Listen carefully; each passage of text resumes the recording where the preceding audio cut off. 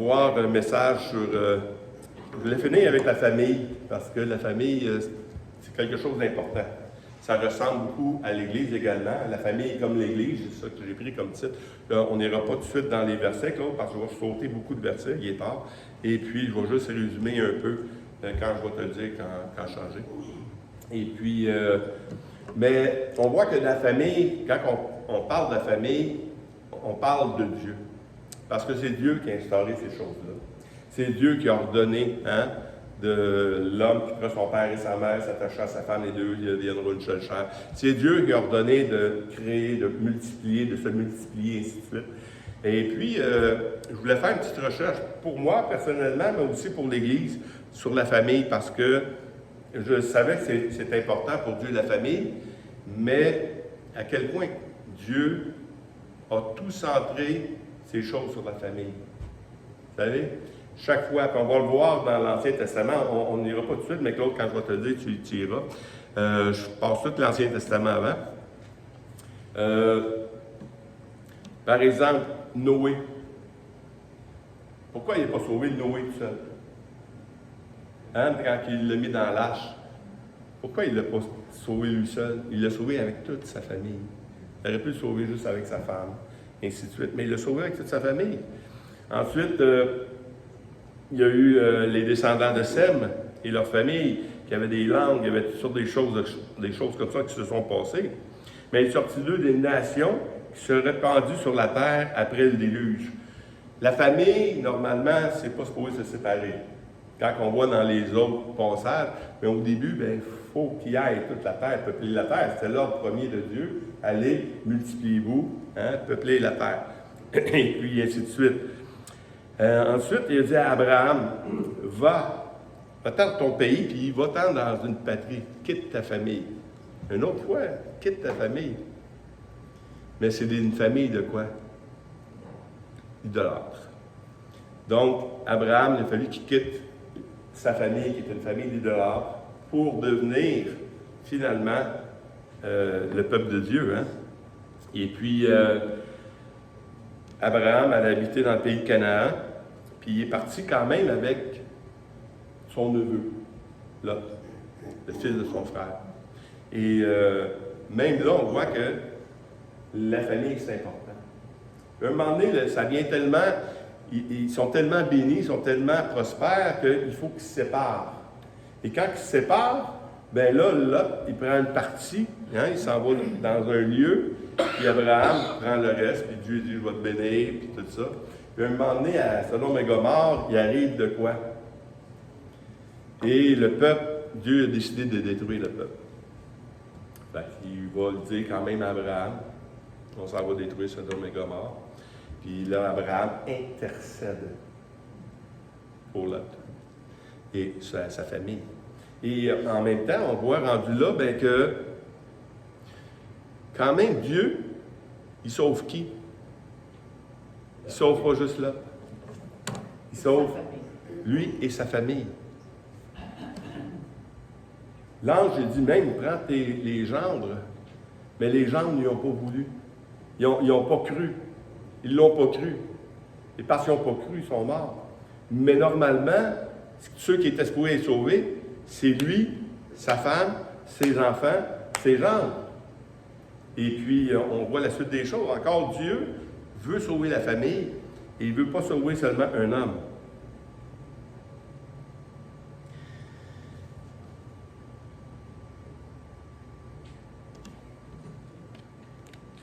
Ensuite, on voit avec Abraham qu'il y a eu deux grandes familles. La famille de... Isaac. Non. Non. Ismaël. Ismaël. Non, Isaïe. Lui, il y a eu Isaïe, c'est celui qui a voulu tuer la montagne. Là. Dieu il a dit sacrifie ton fils. Isaac. Isaac et Ismaël.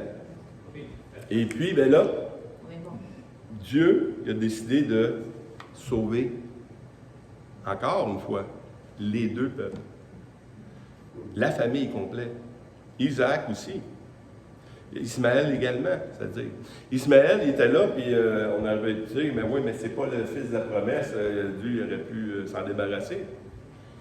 Dieu a fait une promesse de les bénir, de les, tu sais, mais avec des choses qui vont arriver, avec la prophétie qui s'est faite tout au long de la vie, que ton frère va être en lutte contre toi toute sa vie. Il y a toujours eu la guerre entre Ismaël et les descendants de l'autre, d'Isaac. Ensuite, on voit que Dieu il a quand même pris soin, et Abraham, quand même, qui croyait en Dieu, il avait promis un fils, et puis, là, Dieu, il a demandé de sacrifier son fils. Dans une tête d'homme, là, ça doit faire drôle. Une tête de maman, ça doit être encore pire. Hein? Dieu me dit que je dois aller sacrifier. Et il me l'a pas dit à moi. Il n'a pas dit à sa femme. Non, l'histoire ne le dit pas. Mais quand même, la famille est là, mais il avait tellement confiance en Dieu qu'il savait que même s'il était pour mourir, que Dieu était pour même le ressusciter. Hein, les Écritures nous disent. Donc, la famille est tellement importante. Et ensuite, on voit l'histoire d'Ismaël, on voit l'histoire d'Isaac, on voit l'histoire de Jacob, hein, qui est devenu Israël. Et puis, on voit ces choses-là. Comment Dieu bénit les familles. Une autre fois, il y a eu une grande famine sur la terre. Dieu n'a pas juste sauvé celui qui le servait, celui qui était le Dieu de Jacob. Hein. Ça. Il a sauvé toute la famille. Toute la famille s'est ramassée en Égypte. Puis on le voit même avec un des fils, Joseph, qui lui, malgré tout ce qui est arrivé, on voit que Dieu avait préparé de sauver la famille. Parce qu'il dit à un moment donné, non, chicanez-vous pas, là. C'est pas ce que vous m'avez fait, là, c'est Dieu qui l'avait préparé d'avance pour vous sauver. Parce qu'il vous aime. Il aime la famille. Et ces familles-là sont tellement importantes qu'il en parle même dans l'Apocalypse. Tu sais, comment Dieu aime la famille. C'est important de comprendre ces choses-là.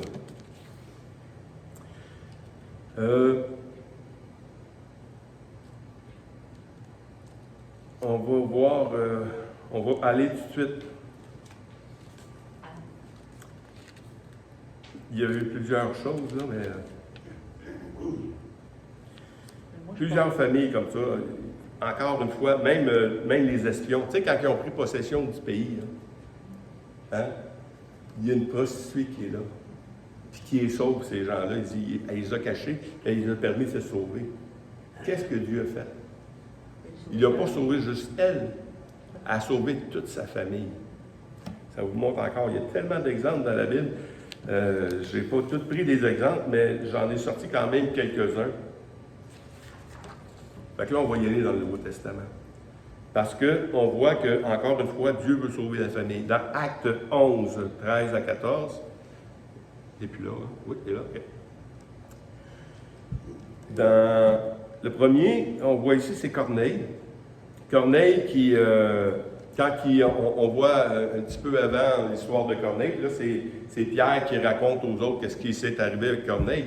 Puis on voit que Pierre, il témoigne quelque chose. Cet homme nous raconta comment il avait vu dans sa maison l'ange se présentant à lui. Il disait, envoie à Joppé et fais venir Simon, surnommé Pierre, qui te dira des choses par lesquelles tu seras sauvé, toi et toute ta famille. Ou toute ta maison. Maison, famille, c'est la même chose. C'est toute la gang qui reste en même temps, là. Hein, on l'a vu encore une autre fois dans justement la sortie d'Égypte, hein, quand il a mis le sang sur les poteaux. Tous ceux qui sont dans la maison ont été sauvés. Pourtant, il n'y en a rien qu'un qui a mis le sang. Mais tous ceux qui sont dans la maison, tous ceux qui ont cru et ont demeuré dans la maison, parce que si tu n'étais pas dans la maison, c'était fini pour toi. Ensuite, on voit une autre histoire dans Actes 16, 29, 33. Là, c'était le gardien de prison. il était là, puis il voulait même se donner la mort, parce que les portes étaient ouvertes, puis les gars n'étaient plus là, puis là, ils ont dit, écoute, non, fais rien. Alors, le joaillier, après ça, ayant demandé de la lumière, entra précipitamment et se jeta, tout tremblant, aux pieds de Paul et de Silas. Il les fit sortir. Il dit, Seigneur, que faut-il que je fasse pour être sauvé? La réponse est la seule réponse qu'il peut y avoir. Paul et Silas répondirent, crois au Seigneur Jésus. Et tu seras sauvé, toi et ta famille. Toi et ta famille. Ils annoncèrent la parole du Seigneur ainsi qu'à tous ceux qui étaient dans sa maison. Il les prit avec lui à cette heure même de la nuit. Il leva leurs plaies et aussitôt il fut baptisé, lui et tous les siens. Wow, c'est quelque chose. Il y a un lien qu'on a perdu de la famille. Au Québec, plus ou moins, même si sont, par exemple, je vais prendre l'exemple de ma famille. Hein, il était quand même 12. 12 chez nous. C'est ta mère? Ouais. 14. 14. Il était 14 quand même. Et les femmes étaient toutes croyantes ou religieuses, ou à peu près. Tu sais, il y en a 2, 3 qui étaient moins. Et les hommes étaient tous bandits. Tu sais, tous des criminels, plus ou moins. Mais la famille, c'était quelque chose. Même s'ils étaient tellement séparés comme ça, il arrivait quelque chose à un de la famille. Il ne fallait pas toucher à ma petite sœur, il ne fallait pas toucher à mon petit frère, et ainsi de suite. Il y avait une protection comme ça. C'est quand même inculqué. Ça vient de où, ça? Ça vient de Dieu. Ça vient de Dieu, ces choses-là. Un autre passage, le dernier pour voir que c'est dans Luc 19, 18 à 10, de 8 à 10.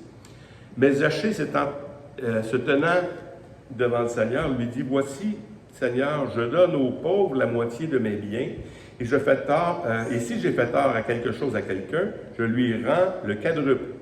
Jésus lui dit, le salut est entré aujourd'hui dans cette maison. Parce que celui-ci est aussi un fils d'Abraham, car le Fils de l'homme est venu chercher et sauver ce qui était perdu. On parle de maison, on parle de famille encore. C'est important de comprendre ces choses-là, parce que des fois, on dit, ouais, mais est-ce que Dieu a fait une promesse à Corneille? Ou c'est une promesse qu'il fait à ceux qui sont sauvés? Est-ce que Dieu a fait une promesse aux gardiens? Hein? Ou il a fait la promesse, c'est une promesse qui se fait à tout le monde? Mais quand on voit l'Ancien Testament, puis quand on voit le Nouveau Testament, c'est la famille qui en profite. C'est la famille qui est protégée. C'est la famille qui est entourée. Et puis, mais ces choses-là, c'est important de les voir parce que quand on a des enfants, des fois, qui sont moins chrétiens, puis, tu sais, qui suivent moins le Seigneur. On dit, tu ne peux pas être moins chrétien, tu es chrétien ou tu n'es pas chrétien, mais ils suivent moins le Seigneur. Ou ils laissent les choses de côté un peu. Ou il y en a même qui n'ont jamais fait de profession de foi. Qu'est-ce que tu fais? Est-ce que la parole du Seigneur est authentique? Ou c'est notre expérience qui définit ce que la parole de Dieu dit? Hein? La parole, c'est la parole. Ce n'est pas notre expérience qui définit ça. Quand Dieu dit qu'on voit, puis là on aurait pu prendre juste tout l'avant-midi, juste pour l'Ancienne Alliance, comment Dieu protège la famille, il sauve la famille. Puis là, on voit que dans la Nouvelle Alliance aussi, Dieu sauve la famille. Il y a une protection qui est là. Est-ce que tout le monde va être sauvé? Je ne pense pas. Mais on doit croire Dieu et combattre pour ces choses-là. Parce que si on ne combat pas pour nos enfants, il y a des grosses chances qu'ils ne soient pas sauvés. Si on ne les élève pas selon le Seigneur, il y a des grosses chances qu'ils ne soient pas sauvés. Et puis, moi, si j'examine ma vie personnelle, puis je regarde comment j'ai aidé mes enfants, tout ça, je dis, écoute Seigneur, si ils sont sauvés, c'est vraiment ta grâce, puis c'est ta main puissante qui est venue les arracher. Parce qu'avec la connaissance que j'ai aujourd'hui, on commencerait une nouvelle famille. Ce serait vraiment différent. J'enseignerais mes enfants selon la parole. Je les enseignerais tous les jours. Et on va voir les points qu'un homme de Dieu ou une femme de Dieu doit faire pour ses enfants. Et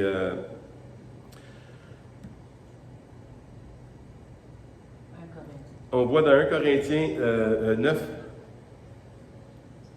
3 à 5, parce que des fois, on voit les apôtres, puis moi, ça m'a sauté un peu aux yeux, cette histoire-là. Tu sais, comme, on ne voit pas les femmes des hommes, les couples, les familles.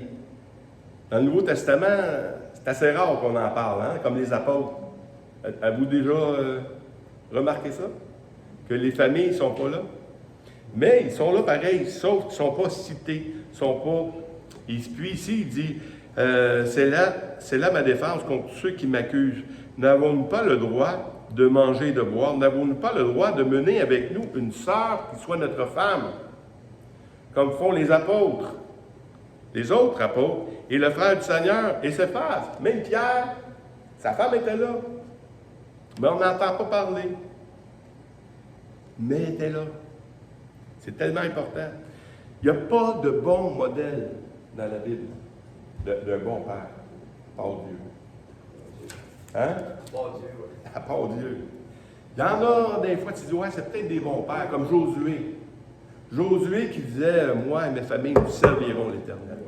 Hein? Mais on ne voit pas comment il les a élevés. On ne voit pas le résultat non plus. On ne voit pas ces choses-là. Il y a Job. Il y a Job qui priait constamment pour sa famille. Hein? Il faisait l'office de prêtre pour sa famille. Il offrait des sacrifices au cas que ses enfants aient péché. Tu sais? On voit des hommes de même. On voit Jacob également qui a tout partagé le chose à tous ses enfants. Il a réussi à les garder tout ensemble quand même. On voit ces choses-là. Mais on voit des hommes de Dieu comme Élie. Hein? Élie, que ses fils, il était sacrificateur, puis Élie, il ne reprenait pas. Mais il était, lui, repris par Dieu pour ça. Hein? Samuel, c'est Samuel qui a remplacé Élie. Samuel il a dit, écoute, je ne ferai pas la même gaffe que l'autre avant moi, là.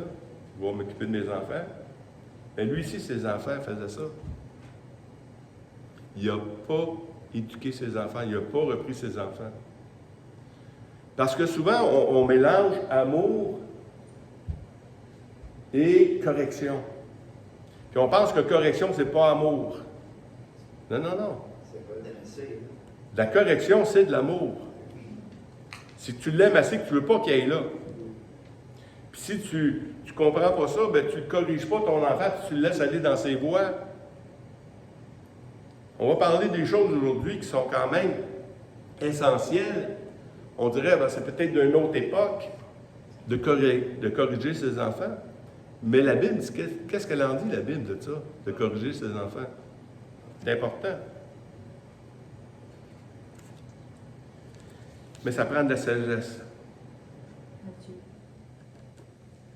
Matthieu. Jésus se rendit ensuite à la maison de Pierre, dont il vit la belle-mère aussi encore. Hein? Et tu vois qu'il y a la belle-mère de Pierre, ça veut dire qu'il y a une femme, tu sais. Et ainsi de suite. 1 Pierre 3,7, le verset suivant. Marie, montrez à votre tour de la sagesse dans vos rapports avec vos femmes, comme avec un sexe plus faible. Honorez-les comme devant aussi héritiers avec vous de la grâce de la vie. Qu'il en soit ainsi afin que rien vienne faire obstacle à vos prières. On parle de la famille, là. Premièrement, dans nos relations homme-femme. Ça, c'est quelque chose. C'est pas évident. Et ici, qu'est-ce que la Bible nous dit, ou que Pierre nous dit, c'est que si tu n'es pas en bas, si tu ne fais pas attention à ta femme, même ta prière, elle vaut rien. Tu vas avoir un obstacle dans ta vie spirituelle parce que tu n'as pas fait attention à ta femme. Tu as fait du trouble. Fait dans nos rapports, il faut avoir un équilibre, il faut avoir de la sagesse, premièrement. 1 Pierre 3, 1 à 4, femmes, soyez de même soumis à vos maris, afin que si quelqu'un n'obéit point à la parole, il soit gagné sans parole par la conduite de leurs femmes, en voyant leur manière de vivre chaste et réservée. Ayez non cette parure extérieure qui consiste dans la chevelure tressée, les ornements d'or ou les habits qu'on revêt, mais la parure intérieure est cachée dans le cœur, la pureté incorruptible d'un esprit doux et paisible. Je ne sais pas si vous étiez comme moi avant d'être chrétien, là. Je n'étais pas doux et paisible. Ça prend un chrétien pour ça. Ça prend l'action de Dieu de ça. Tu sais, mais ça, connaître le Seigneur comme je le connais là, quand on a commencé à vivre ensemble, ça aurait évité tellement de troubles. Un esprit doux et paisible. De la sagesse. Si ton mari a de la sagesse, toi, tu as un esprit doux et paisible. Ça ne fait pas un beau mariage, ça. Tu sais, j'ai dit qu'il n'y a pas de beau modèle dans la Bible de l'homme modèle. Tu sais, il y en a un de la femme. La femme vertueuse. Dans quoi ça? Proverbe 31?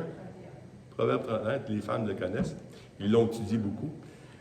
Ça prend de la sagesse pour faire les choses. Proverbe 31. On ne verra pas, mais c'est quand même...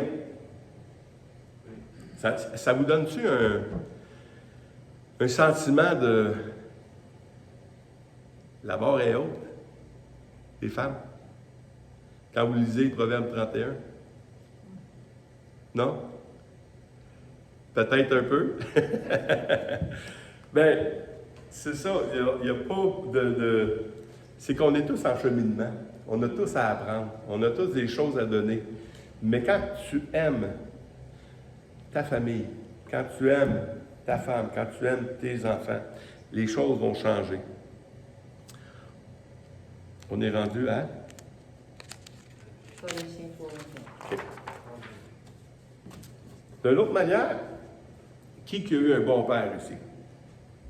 Un bon père. Oh, 2, 3, 4. Ben, je n'ai eu un, moi. Ouais, mais à part lui, là. À part lui. Oui, vous avez eu des bons pères. Vous êtes bénis. Vous êtes bénis parce que des bons pères, il n'y en a pas une tonne. Oui? Bien, un bon père, ça fait quoi? Moi, je n'ai pas eu de père. À la maison, il n'y avait pas de père. Stéphane, il y en avait un. Peut-être pas. On lui a donné son témoignage. On ne redonnera pas son témoignage. Mais les pères, des fois, ça l'abuse. Des fois, ça l'agresse. Des fois, ça fait toutes sortes de choses. 2 de mes meilleurs amis, qui sont un qui est décédé aujourd'hui, là, Sylvain, que vous connaissez, il était agressé par son père d'une manière incroyable. Un autre, Sylvain, de la famille italienne, que lui aussi était agressé par son père. C'était terrible. On n'a pas tous eu des bons pères. Quand tu n'as pas eu un bon père, tu te demandes, c'est quoi être un bon père? Okay? C'est comment qu'on fait pour être un bon père? Moi, je suis un chrétien de première génération. Il y en a-tu qui sont chrétiens de deuxième génération? Il y en a qui sont chrétiens de deuxième génération. Non, en arrière de toi, il y en a une. Mais, non, de deuxième génération, oui. Il y en a 2 ici, je pense. Qui sont chrétiens de deuxième génération. On a tous fallu apprendre à devenir des adultes et des chrétiens matures. On n'a pas commencé, je me convertis, j'accepte la Bible, puis je suis rendu un chrétien mature. Écoute, on a toutes fait des erreurs. On a à apprendre. Même là, que j'allais voir je me dis, comment qu'on élève des enfants? Chrétiennement. Je ne sais pas, moi. Tu sais. Puis là, ben, j'allais voir des enfants, j'allais voir des chrétiens de plusieurs générations. Comment tu as élevé tes enfants, tu sais? T'es obliges-tu à l'église? Tu sais, puis ainsi de suite. Puis beaucoup de questions. Sans réponse. Puis ce qu'ils ont fait, c'est-tu bon? Tu sais, puis qu'est-ce que les autres ont fait, c'est-tu bon? On ne le sait pas. Mais pour avoir la famille et être un chrétien mature, ça prend de la sagesse, ça prend du temps. Ça ne s'apprend pas comme ça. Ça se vit tous les jours. On a des enfants tous différents, on a des femmes et des maris tous différents également. Ce que je vis avec ma femme, il n'y a pas grand monde ici qui vit ça avec les femmes. Et que ce que les femmes vivent avec le mari, c'est pas pareil. Puis qu'est-ce qu'on vit avec les enfants? Hey, j'ai 4 enfants, on a 4 enfants, et les 4 sont différents. Il n'y en a pas un pareil. Comment tu agis avec lui, puis tu agis avec lui. Mais tantôt, ben lui, ça lui prend une plaque. Puis l'autre, ben ça lui prend une caresse. Ça fait le même effet. Fait qu'on ne peut pas agir de la même manière avec tout le monde. Hein? Deutéronome.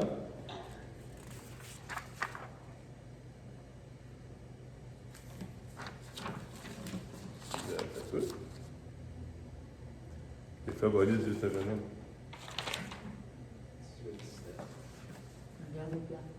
Ben, je vais le lire. Il va y avoir 2 diapos. Non, une? OK. Mettez dans votre cœur et dans votre âme ces paroles que je vous dis. Vous les lirez comme un signe sur vos mains, et elles seront comme des frontaux entre vos yeux. Ça, c'est un ruban qu'on met avec une petite boîte. Les Juifs font ça, là. Ils voient ça souvent. Vous les enseignerez à vos enfants, et vous leur en parlerez quand tu seras dans ta maison, quand tu seras en voyage, quand tu te coucheras et quand tu te lèveras. C'est quelque chose. Fait que tu vas les enseigner. La première chose que Dieu nous demande de faire, c'est d'enseigner nos enfants. Ça, c'est un texte, il sort de Deutéronome, c'est loin, là, tu sais. Et puis, tu vas les enseigner les lois. Tu vas les enseigner parce que Dieu veut sauver la famille. Si je te demande juste à toi de suivre des règles, mais tu ne les enseignes pas, tu fais juste être un exemple. Noé, il était un exemple. Ses parents, ses grands-parents, ses arrière-grands-parents sont morts, là. La journée du déluge. Il était un exemple pour ces gens-là. Lui, le prédicateur. Hein? Il était même un prédicateur. Il prêchait la parole. Mais ils n'ont pas été sauvés. Mais l'enseignement est tellement important. Moi, c'est une des choses que j'aurais amplifiées dans ma vie. Pas seulement pour les autres, mais pour ma famille. Il y aurait eu des études bibliques. Oui, mais tu sais, en même temps, mes 2 garçons, là, à l'école, là, c'était toute une chose. Tu sais, s'asseoir puis apprendre des choses, c'était pas pour eux autres. Eux autres, il fallait qu'ils apprennent en faisant. Les filles étaient différentes. Eux autres pouvaient les enseigner, ils étaient bonnes à l'école, ils n'avaient pas besoin d'étudier, ils étaient bonnes. Tu sais. Mais il faut enseigner pareil, de différentes manières, mais le comportement est important. Dans 1 Jean 2, 12 à 14. Je vous écris, petits enfants, parce que vos péchés vous sont pardonnés à cause de son nom. Je vous écris, Père, parce que vous avez connu celui qui est dès le commencement. Je vous écris, jeunes gens, parce que vous avez vaincu le malin. Je vous ai écrit, petits enfants, parce que vous avez connu le Père. Je vous ai écrit, Père, parce que vous avez connu celui qui est dès le commencement. Je vous ai écrit, jeunes gens, parce que vous êtes forts et que la parole de Dieu demeure en vous et que vous avez vaincu le malin. Ils ont vaincu pourquoi? Parce que la parole de Dieu a demeuré en eux. L'enseignement est important. L'enseignement est important. On va le voir plus tard également. La deuxième chose, c'est corriger. Et vous, pères, n'héritez pas vos enfants, mais élevez-les en les corrigeant et en les instruisant selon le Seigneur. Ça fait du mal. Hein? Parce qu'on connaît tous une histoire de Victoriaville, mais quand même, corriger des enfants, c'est nécessaire, c'est biblique. Mais comment? Selon le Seigneur. Ça, c'est une autre chose. Comment on corrige? Comment on se corrige? Puis j'ai marqué au début que la famille, c'est comme l'Église. Hein? Supposons, là, puis la Bible, on voit qu'on s'enseigne de la même manière. Je veux corriger quelqu'un dans l'Assemblée. Supposons. Est-ce que je sors le bâton? Hein? Pas du tout. C'est quoi je fais? Prends l'épée. Je prends l'épée. Le gouvernement, il a l'épée. On l'a étudié mercredi passé. On l'aime. On dit la vérité. On le met à part. Et puis, on fait une discipline. On le corrige. Si on le laisse sans correction, n'importe qui va faire n'importe quoi dans l'Église. Il faut avoir une correction. La discipline fait partie de l'Église. Ce n'est pas un manque d'amour, c'est de l'amour. Dans Proverbe 23:13, il dit « N'épargne pas la correction à l'enfant. Si tu le frappes de la verge, il ne mourra point. » Tu sais, dans ce temps-là, c'était plus rough un peu.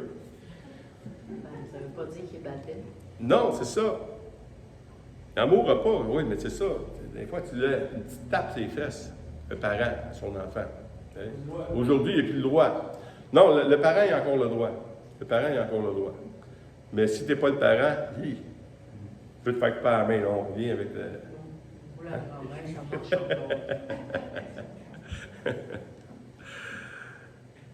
Dans Proverbe 13:24, celui qui ménage sa verge haït son fils.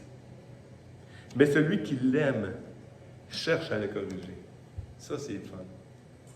Là, on commence à rentrer dans la correction que Dieu nous demande de faire. Tu ne tapes pas sur ton enfant pour te défouler parce que tu es écœuré. Là. Tu penses à lui. Si je le laisse aller, où qu'il va finir? Puis la correction est importante. Dans Proverbe 22:6, il dit « Instruis l'enfant selon la voie qu'il doit suivre, et quand il sera vieux, il s'en détournera point. » Fait qu'il faut l'éduquer, il faut l'instruire, il faut le corriger. Puis honnêtement, on n'a pas eu besoin de corriger nos enfants plus qu'il faut. Là. Peut-être arrivé à 2 reprises sur 4 enfants, quand même, c'est pas pire. Hein? Mais, des fois, c'est nécessaire. Ça replace les idées. Hein?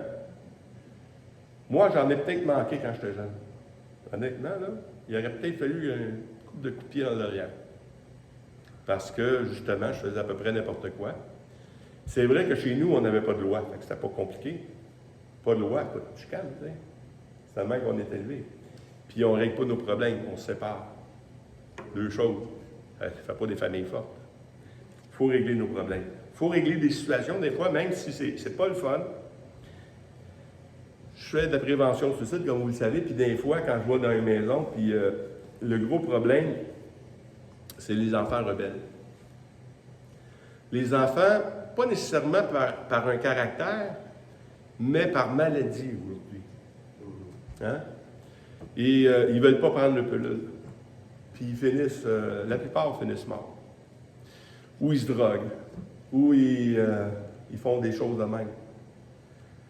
Et une des manières qu'on fait de la prévention du suicide, c'est qu'on encourage ces gens-là à prendre les médications, et fortement. Et j'ai rencontré des parents qui ont pris position. Ils ont pris position vraiment, dit non, je ne te laisserai pas aller. Même si tu m'haïs présentement, là, tu vas me remercier plus tard. Et c'est ce qui est arrivé. Mais ceux qui ont laissé aller dans les problèmes l'ont regretté. Mais la correction est importante. Et Dieu fait la même chose avec nous. Dans Hébreux 12, 4 à 11, vous n'avez pas encore résisté jusqu'au sang en luttant contre le péché, et vous avez oublié l'exhortation qui vous est adressée comme à des fils. Mon fils, ne méprise pas le châtiment du Seigneur et ne perds pas courage lorsqu'il te reprend, car le Seigneur châtie celui qu'il aime. Il frappe de la verge tous ceux qu'il reconnaît pour ses fils. Supporter le châtiment, c'est comme des fils que Dieu vous traite. Car quel est le fils qu'un père ne châtie pas? Mais si vous êtes exempt du châtiment auquel tous ont part, vous êtes donc des enfants illégitimes et non des fils. D'ailleurs, puisque nos pères, selon la chair, nous ont châtiés et que nous les avons respectés, ne devons-nous pas, à bien plus forte raison, nous soumettre au Père des esprits pour avoir la vie? Nos pères nous châtiaient pour un peu de jour, comme ils le trouvaient bon, mais Dieu nous châtie pour notre bien, afin que nous participions à sa sainteté. Il est vrai que tout châtiment semble d'abord un sujet de tristesse et non de joie, mais il produit plus tard, pour ceux qui ont été exercés, un fruit paisible de justice. La correction, c'est toujours pour ramener dans le bon chemin. Et puis si l'enfant ne le sait pas, ou si la personne ne le sait pas, que si je fais ça, c'est parce que je t'aime. Donc, on manque le but. Avec quelle attitude on châtie et de quelle manière qu'on fait ces choses-là? En les aimant. Romains 2,4. Ô méprises-tu les richesses et de sa bonté, de sa patience et de sa longanimité? Ne reconnais-tu pas que la bonté de Dieu te pousse à la repentance? La patience et la bonté. C'est ça qui te pousse à la repentance. Si tu es bon avec tes enfants, si tu es bon, tu es patient avec eux, ça va porter du fruit. Ils vont comprendre que ce que tu fais, c'est pour eux. De 1 Pierre 4,8, avant tout, ayez les uns pour les autres une ardente charité, car la charité couvre une multitude de péchés. On peut corriger, mais des fois, on n'a pas besoin. Juste d'aimer. Juste que les gens se sentent aimés. Ça bâtit un enfant, ça. Une chose que je dis aussi quand je fais de la prévention de suicide, pourquoi les gens se suicident, c'est l'opinion qu'ils ont d'eux-mêmes. Bien, l'opinion qu'ils ont d'eux-mêmes, là, ça vient des parents, premièrement. De la manière qu'ils ont aimé, de la manière qu'ils ont traité. Si tu n'as pas une bonne opinion de toi-même, je ne sers pas à rien, je suis un pourri, je ne suis pas... le monde va être mieux, je ne suis pas là, tu sais. J'ai fait tellement de tort dans ma famille, mon père était tellement fâché après moi que autant pas être là, tu sais. Ou pas le vivre, ça. Enfin, je vais prendre des drogues, puis je vais essayer d'effacer ça dans ma vie. Mais l'attitude qu'on a avec nos enfants, si on ne les aime pas vraiment, si on n'a pas vraiment une charité qui couvre les péchés, ça ne change de rien. Il va y avoir une mauvaise opinion. Dans Romains 13, 1 à 4, que toute personne soit soumise aux autorités, justement, supérieures. C'est ça qu'on a étudié mercredi. Car il n'y a point d'autorité qui ne vienne de Dieu. Et les autorités qui existent ont été instituées de Dieu. C'est pourquoi celui qui s'oppose à l'autorité résiste à l'ordre de Dieu, que Dieu a établi. Et ceux qui résistent attireront une condamnation sur eux-mêmes. Ce n'est pas pour une bonne action, c'est pour une mauvaise que les magistrats sont à redouter. Veux-tu ne pas craindre l'autorité? Fais le bien, tu auras son approbation. Les magistrats est serviteur de Dieu pour ton bien. Mais si tu fais le mal, crains, car ce n'est pas en vain qu'il porte l'épée, étant serviteur de Dieu, pour exercer la vengeance et punir celui qui fait le mal. Pourquoi on les corrige dans les Allemands? Pour pas qu'il y ait là, justement. J'ai eu un problème une fois, on a eu un problème un moment donné avec un de mes fils, qui avait un problème de drogue. Et puis, il s'est fait prendre. Il fallait qu'il passe en cours, un jeune, pas adulte. Et puis, je lui ai dit à l'avocat, tout ça, l'avocat de la défense, et ainsi de suite, je lui ai dit, écoute, moi, je ne suis pas intéressé que mon gars, il ait juste des jeunes. On va passer sa première fois, puis on laisse faire, tu sais. Quand tu viens d'une famille de criminels, tu te dis, les autres, ils n'ont pas été corrigés jamais. Fait que tu sais que si les autres ne sont pas corrigés, s'ils ne subissent pas une certaine correction, pour eux autres, ça va être une victoire. Fait qu'on avait demandé à l'avocat, il dit, écoute, on aimerait que le juge y donne de quoi. On a exigé au juge, si on peut l'exiger, on a demandé avec beaucoup d'insistance que mon fils subisse une correction. Pour qu'il goûte, c'est quoi la justice. Ce qu'il goûte, c'est quoi l'autorité également. Et il a fait un peu de prison. Il n'a pas aimé ça. Mais il ne s'est jamais rejoint. Il ne s'est jamais recommencer ces choses-là. Oui, il y a eu de la misère aujourd'hui, il va très bien, il ne prend plus de drogue, il n'y a rien. Mais quand même, je pense que ça y a remis les dents entre les deux oreilles comme il faut. Là. Mais une correction faite avec amour, il n'y a personne qui l'a battu, mais il a fait son expérience, puis aujourd'hui, il va bien. Mais les magistrats, c'est parce qu'on ne veut pas qu'il aille jusque-là. Aujourd'hui, mes enfants, probablement, et sûrement, je les aurais éduqués autrement. Puis on aurait les idées qu'ils ont sur les autorités, qui auraient été changées. Et ainsi de suite. Une autre chose qu'on fait, c'est qu'on en prend soin de notre famille, on prend soin de nos enfants. Car jamais personne n'a haï sa propre chair, mais il la nourrit en prend soin comme Christ l'a fait pour l'Église, parce que nous sommes membres de son corps. Encore un autre passage qui nous montre que c'est par l'Église qu'on comprend ou on apprend comment élever nos enfants. On en prend soin.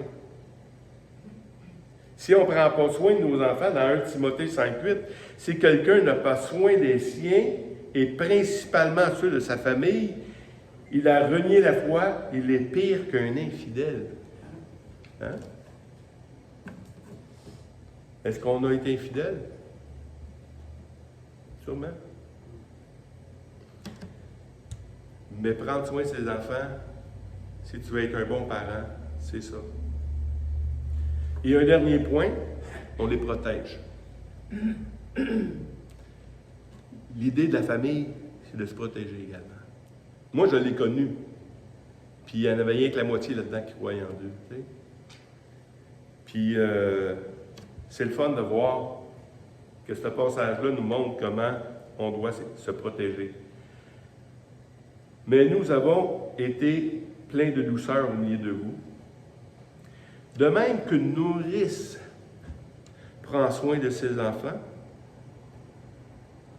nous aurions voulu, dans notre vive affection pour vous, non seulement vous donner l'Évangile, mais encore nos propres vies, tant vous étiez devenus chers. On en prend soin, on les protège. Une maman ours, la nature nous l'enseigne. Hein? Une maman ours, touche à ses bébés. Qu'est-ce que ça va faire? On doit les protéger, nos enfants.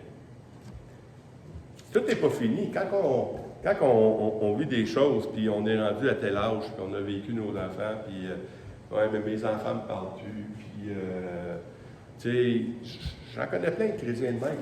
Pensez pas que ceux ici qui vivent des choses comme ça, ou ceux qui sont à la vidéo, vivent des choses de même, qui sont tout seuls. On en vit toutes des choses de même. On a tous des échecs dans nos vies.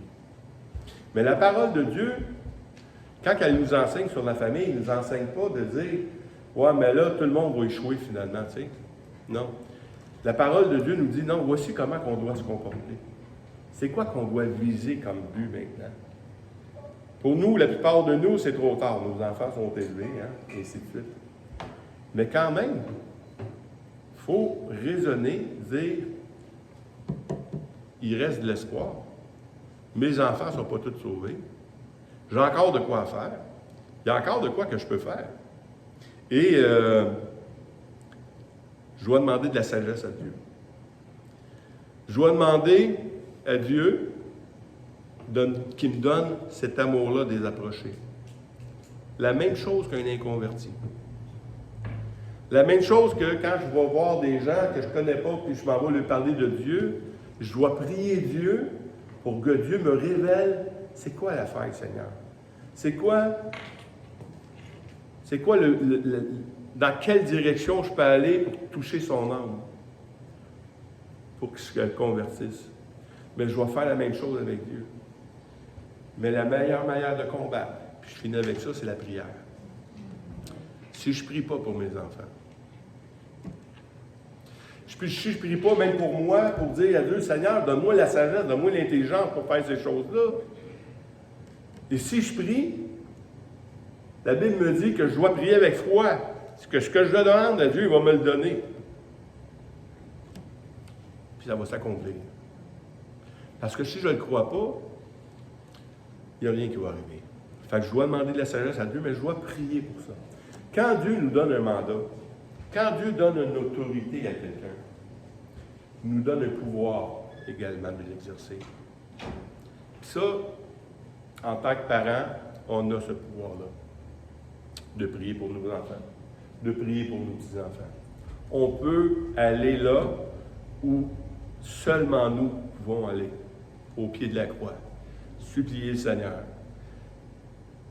Parce que tout partout que je me promène, là, je rencontre des familles brisées. Je rencontre des professeurs qu'eux autres, ils me donnent le témoignage que dans leur classe, là, 80% de leurs élèves là, sont élevés par un des deux parents. Qui va les enseigner? Bien, si le Seigneur n'intervient pas, il n'y a rien qui va arriver. Fait que demandons au Seigneur.